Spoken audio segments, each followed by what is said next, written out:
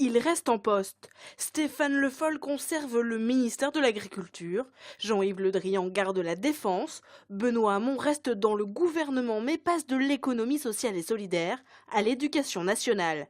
Marie-Lise Lebranchu, quant à elle, continue sa loi de décentralisation au ministère de la fonction publique. À partir du moment où on a fait notre travail et où le président de la République a estimé que ça c'était conforme à ce qu'il attendait de nous, eh bien, il nous a gardés sur des postes qui sont des gros postes et des postes assez difficiles d'ailleurs.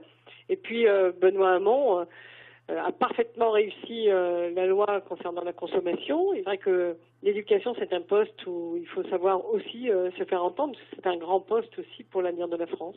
Et ce renouvellement de la confiance du président envers les ministres bretons permet de penser que les intérêts de la Bretagne resteront défendus. Alors, le pacte de responsabilité d'avenir a été signé par Jean-Marc Ayrault, donc il va y avoir continuité et sans doute on va accélérer au maximum la mise en chantier des promesses. Je pense par exemple au transfert du siège social d'Ifremer, mais aussi à tout ce qui est attendu en termes d'agroalimentaire, etc.